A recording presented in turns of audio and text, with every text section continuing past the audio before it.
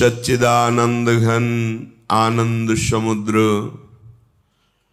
प्यारी जू का निज महल श्री वृंदावन धाम, प्राणाराध्य युगल सरकार श्री श्यामा श्याम और समस्त निज परिकर के मध्य में बैठकर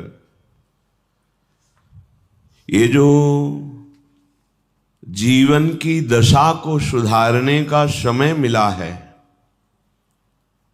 बस इसमें हम सावधान रहें। यदि हम किसी की स्तुति और निंदा परक वाणी बोलेंगे तो द्वैत भाव दृढ़ होता है।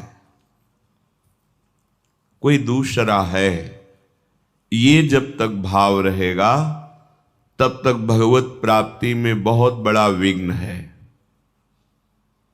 आंतरिक भाव में बहुत जल्दी अध्यात्म की ऊंचाई पर, भक्ति की भूमिका पर पहुंचने के लिए उपासक को ये सुधार करना अनिवार्य है।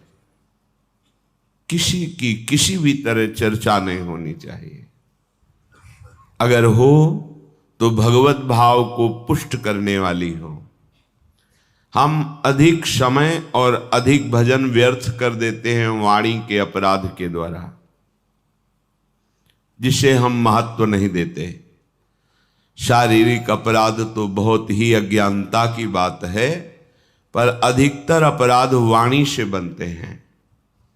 उपासक को हर समय ये सावधानी रखनी है, बोलना है तो भगवद वार्ता अपने प्रियालाल के विषय में या किसी महाभागवत के सिद्धांत, पावन उपदेश, पावन चरित्रों में, नहीं तो वाणी को मौन रखना है।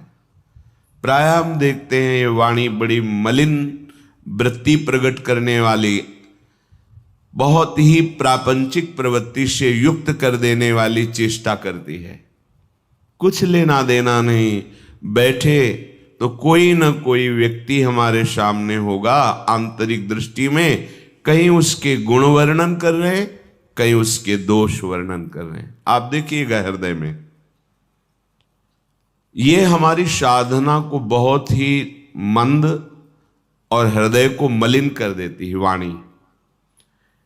ताते मौन रहबो उचित है, श्री ध्रुवदास जी ने कहा है। मौन से बहुत बचाव हो जाता है। संकल्पित मौन मत रहिए, विचार मौन सबको रहना चाहिए। अनावश्यक भाषण बोलना अपराध ही मानो। देखना, जब आपकी वाणी खुले अर्थात वाणी की दशा में हो, तब आप अपनी वाणी को सावधानी पूर्वक निरीक्षण कीजिए, किसकी चर्चा कर रही है। यदि आप सावधान नहीं है तो किसी व्यक्ति की, किसी वस्तु की, किसी स्थान की या तो अनुकूलता जनित गुण चर्चा कर रही होगी या प्रतिकूलता जनित दोष चर्चा कर रही होगी, और इसी से हमारा जो साधन पथ है वो बहुत शिथिल मंद गति हो जाता है, हम जान नहीं पाते। और श्रीधाम वृंदावन में तो एक बहुत बड़ी सूक्ष्म बात है। हमें परिक्रमा करते हुए एक संत भगवान मिले थे, तो उन्होंने ऐसे स्वाभाविक कृपा करते हैं। उन्होंने कहा कि बाबा, एक बात ध्यान रखना, अगर यहाँ लाभ प्राप्त करना है तो किसी के विषय में दोष दर्शन मत करना और किसी के दोषों का वर्णन मत करना। नहीं तो जिन दोषों का आप वर्णन करेंगे वही दोष आप में बहुतायत रूप से हृदय में हो जाएंगे। परिक्रमा में खड़े होकर उन्होंने कहा था। उस बात का अनुभव भी हुआ है।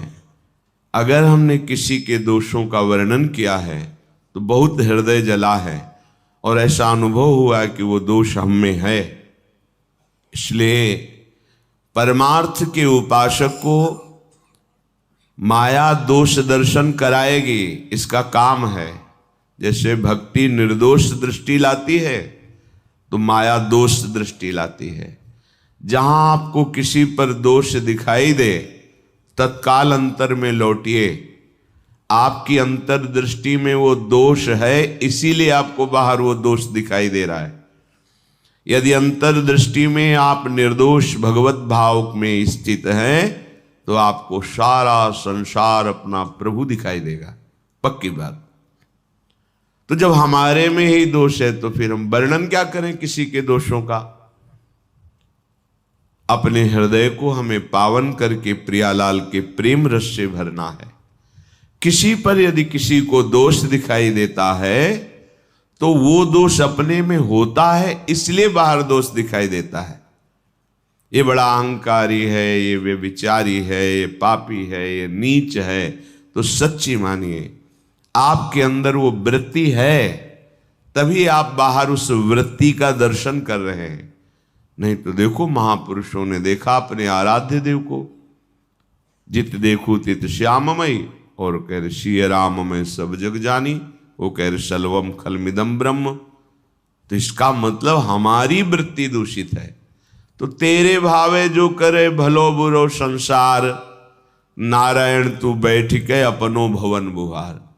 हमें अपना हृदय पावन करना है, जिससे हमारे प्रिया प्रीतम हमारे हृदय में आकर विराजमान हो जाएं। ये गौर श्याम जोरी हर समय मंद मंद मुस्कुराती हुई लीला परायण हमारे हृदय निकुंज में सदैव लीला करें। हमें यही आराधना का फल प्राप्त करना है। पर हम सावधान नहीं रहते, वाणी को हम एकदम खोले हुए हैं और ये नहीं सोचते कि बड़ा सा बड़ा अपराध इसी से बन जाता है। बहुत विचार पूर्वक वाणी बोलिए और उसमें देखिए कि प्रिया प्रीतम है कि नहीं आपकी वाणी में। गुरुदेव, भगवत प्रेमी महापुरुष, इनकी चर्चा है कि नहीं?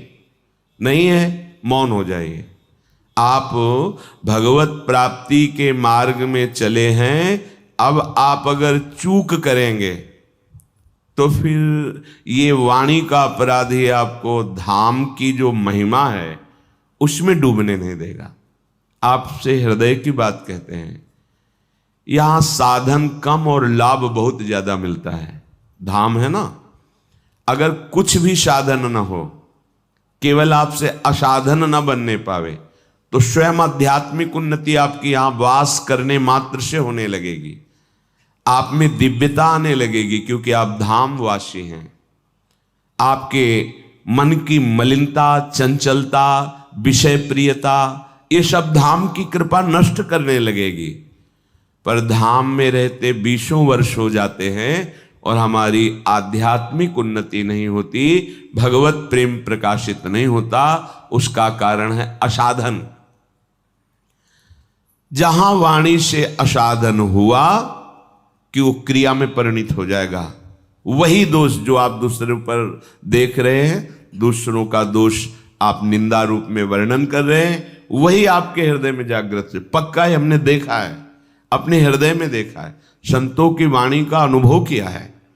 अगर हमसे गलती हो गई तो हमें गलती माननी पड़ी है, प्रणाम करना पड़ा है, बार बार पश्चाताप करना पड़ा कि हमसे त्रुटि हो गई, हमारी दृष्टि ठीक नहीं थी, हमने दोष दर्शन किया, हमें क्षमा करो। आचार्य से, गुरुदेव से, जिसके प्रति दोष दर्शन हुआ उससे।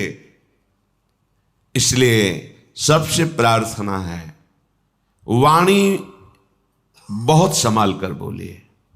आवश्यक है तो बोलिए, नहीं तो भोरी सखी का ये दोहा याद कर लीजिए, ना काहू सो बोलिबो, ना कोई व्यवहार, अपनी कुंवरी किशोरी को जियत निहार निहार। इससे बढ़कर कोई बात नहीं है। ना काहू सो बोलिबो, उदासीन रहो, ना कोई व्यवहार। हमारा परमार्थ और व्यवहार लाडली जो हैं, हमारा व्यवहार भी उन्हीं से चलता है। हमारे शरीर की आवश्यक सामग्री, हमारे शरीर की व्यवस्था हमारे आराध्य देव के द्वारा होती है, और हमारे परमार्थ की उन्नति, परमार्थ की दृढ़ता आराध्य देव के द्वारा होती है।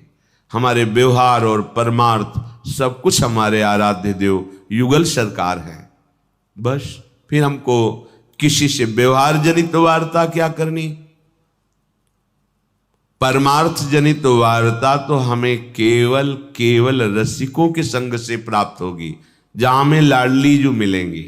परमार्थ का विविध स्वरूप है, विविध साधनाएं हैं, उनका विविध फल है, वो सब हमें नहीं चाहिए।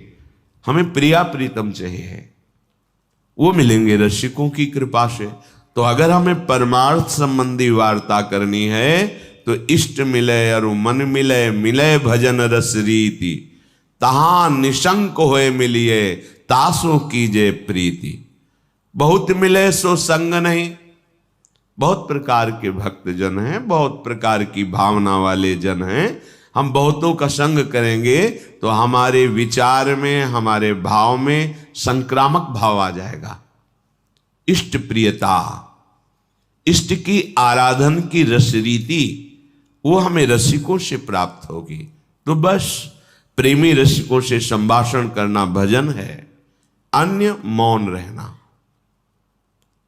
अगर हमारा ये बात करने का स्वभाव नहीं बदला ना, जो मिला उसी से खड़े बात कर रहे हैं, या जो पास आया निंदा स्तुति, बहुत जल्दी अंतःकरण मलिन होता है। यहां श्रीधाम वृंदावन अपना नशा चढ़ाता है, ऐसा अनुराग बढ़ता है। अनुराग धाम है, पर हमारे हृदय में क्यों नहीं बढ़ रहा है? मानते हैं आप शरीर से ऐसे अपराध नहीं करते होंगे, पर वाणी से करते हैं। वाणी को मौन रखिए, ज्यादा बात करने का स्वभाव छोड़िए, आवश्यक बात कीजिए, नहीं तो नाम जप कीजिए। नाम में लोभ जागृत हो जाए, एक एक नाम आपको बहुत कीमती लगने लगे। ये प्रियालाल से प्रार्थना कीजिए कि आपको प्रियालाल के नाम में प्रीति हो जाए। नाम में प्रीति ना होने के कारण हम ग्राम्य वार्ता, लोक वार्ता, विषय वार्ता, ये सब करते रहते हैं। क्या हम उपासक हैं? यदि हम ग्राम्य वार्ता करते हैं, लोक वार्ता करते हैं, सांसारिक राग द्वेष की वार्ता करते हैं, नहीं, हमारे पास समय नहीं है। रूप छके घूमत रहें, तन को तनिक न भान, ये हमारा मार्ग है। हमारे हृदय में जलन होनी चाहिए। विरह कमंडल कर लिए बैरागी दो नैन, मांगत दरस मधु करी, छके रहत दिन रहन। नेत्र हमारे बैरागी हो गए, अब प्रियालाल की रूप झांकी के सिवा कुछ देखना ही नहीं चाहते। हमारे प्राणों का पोषण जैसे माधुकरी वृत्ति से होता है, तो अब हमारे प्राणों का पोषण प्रियालाल के नाम गुण रूप से होता है। इसे कहते हैं मदगत प्राणा। भगवान कह रहे मत चित्ता मदगत प्राणा बोधयंता परस्परम। मेरे चित्त वाला, मेरे प्राण वाला। अब हमारे प्राणों का पोषण प्रियालाल के यश से होता है। अगर प्रियालाल का यश सुनने को ना मिले, प्रियालाल की बातें सुनने को ना मिले, तो हृदय में पीड़ा होनी चाहिए। बावरो सो रस में फिरे, खोजत नेह की बात, कोई प्रेम बात, कोई प्रियालाल की बात, कोई प्रियालाल के महाभागवतों की बात सुना दे। एक एक इंद्री हमारी आराध्य देव में लगे, ये आप सावधानी से निरीक्षण करते रहिए। आप ही अपने न्यायाधीश हैं। शास्त्र और सदगुरुदेव की वाणी को सामने रखकर अपने आचरण को जांचिए, अपनी इंद्रियों की चेष्टाओं को जांचिए, अपने मन के संकल्प विकल्प को जांचिए, और जहां त्रुटि हो तो नाम बल लेकर के, भगवत चरणों का बल लेकर के उस त्रुटि को त्यागिए। हम इस जीवन में रमने नहीं आए, जीवन मुक्त होने आए हैं। ये जो हमें अवसर मिला है परम पावन श्रीधाम वृंदावन की भूमि में बैठकर सिद्धांतों की चर्चा, भक्तों की चर्चा, प्रभु की चर्चा, अब हम अपने को मुक्त करने के लिए आए हैं। हर वासना से, हर द्वंद्व से, हर समस्याओं से, जन्म मरण से अब हम मुक्त करने की चेष्टा कर रहे हैं। तो यदि हम व्यवहार करेंगे, प्रपंच की वार्ता करेंगे, तो हम बंध जाएंगे। वो वाणी से ऐसा कर्म बन जाएगा जो हमारे जीवन मुक्तता में बाधा पहुंचा देगा। सोया हुआ अहंकार जग जाएगा, अहंकार जगा तो जन्म मरण पक्का।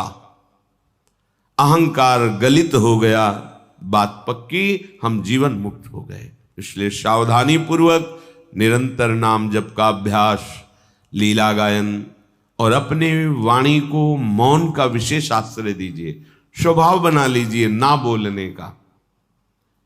किसी किसी का स्वभाव होता है बस लगे ही रहते हैं बातचीत करने में, ये साधक का स्वभाव ठीक नहीं। चल रहे हैं हंसते हुए बात कर, नहीं, बात करना है। पूज्य पंडित गया प्रसाद जी की जीवनी में देखा, अगर परिक्रमा चल रहे हैं, कोई बात कर रहा है तो या तो मौन इशारा कर दिया, यदि संतजन कोई भागवतिक बात कर रहे हैं तो खड़े हो गए वहीं, बात की, फिर परिक्रमा को प्रणाम किया, चल दिया।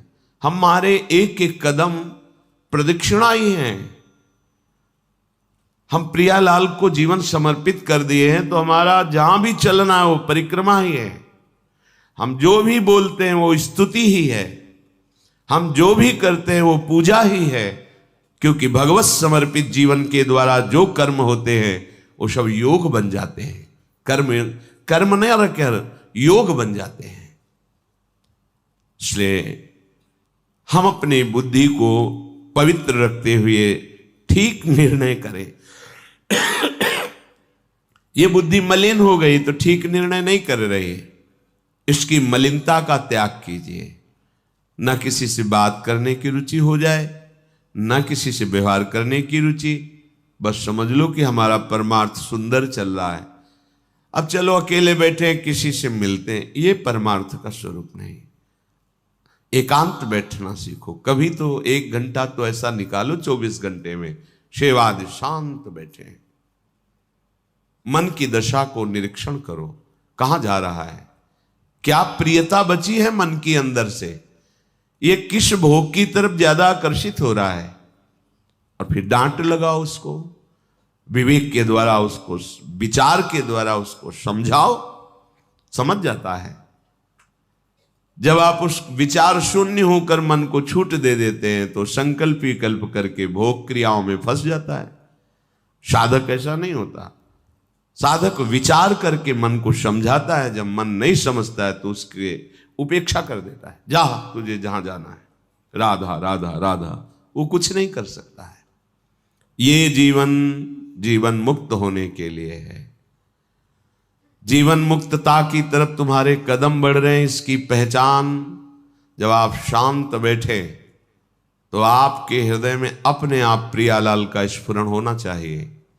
यदि किसी व्यक्ति की झांकी आती है, कोई वस्तु का दृश्य आता है, कोई भोग सामग्री, तो अभी आप उसमें फंसे हैं। ये पहचान है जीवन मुक्तता की तरफ। कोई चाह नहीं, अन्य कोई स्मृति नहीं, एकमात्र। कल सुना महर्षि मार्कंडेय जी 6 मनवंतर तक एकाग्र चित्त होकर भगवान के चिंतन में, एकाग्र 6 मनवंतर, कितना समय होता है, युग नहीं मनवंतर। हम 6 घंटे भी एकाग्र नहीं हो सकते, तो हम प्रयास तो करें ना। जब हम कहीं एकांत बैठे हों, क्रिया रहित हो, तो हमारी वृत्ति कहाँ है? मोबाइल में है, मोबाइल के नंबरों से संपर्क में है, या कोई भोग क्रिया का चिंतन, या कोई भोग सामग्री का चिंतन, या किसी रिश्ते नाते व्यक्ति का चिंतन। ये हमारे लिए बहुत बंधन है। अंदर की बात, तत्काल इसको काटना सीखो। नहीं। और श्यामा श्याम राधा वल्लभ श्री हरिवंश चिंतन, ये आपकी आंतरिक सुधार की बात है। आपको आंतरिक आनंद का अनुभव होने लगेगा, हृदय कृत्यता का अनुभव करने लगेगा। फिर किसी के उपदेश की आपको जरूरत नहीं रहेगी। आपके चित्त का समाधान हो गया तो पवित्रता आपके रोम रोम में, आनंद आपके रोम रोम में। वो तो भक्तजन रंजन प्रभु हैं, उनकी चर्चा सुनना व्यसन हो जाता है, भक्तों की चर्चा सुनना व्यसन हो जाता है। अब उसको कोई जानकारी नहीं चाहिए, उसके चित्त का समाधान हो गया है, केवल अपने प्रभु में लगा हुआ है। ये बड़े बड़े ऋषि मुनियों, संत महात्माओं और शास्त्रों की सार बात आपको बता रहे हैं। जब आप एकांत बैठे तो यदि आपके एकांत चिंतन में कोई व्यक्ति आ रहा है तो आपका राग है या द्वेष है? कोई वस्तु, कोई व्यक्ति, कोई स्थान, कोई घटना, कोई परिस्थिति, यही मन फेंकता है। अभी आप जीवन मुक्तता की तरफ नहीं है। काटिए उसको, उदासीन होइए, विचार के द्वारा उसको रोकिए, रुक जाता है, शांत हो जाता है मन। जब उसको डांट लगाओ तो शांत हो जाता है। हमारा मन ऐसा निश्चल हो जाए जैसे एकांत में रखा हुआ दीपक, उसकी ज्योति बिना हिले डुले अखंड जलती, ऐसे ही हमारा मन शांत होकर केवल प्रियालाल के नाम में, रूप में डूब रहा है। कैसे उस आनंद का कोई वाणी के द्वारा वर्णन कर सकता है जिसका मन निश्चल होकर प्रभु में लग गया है।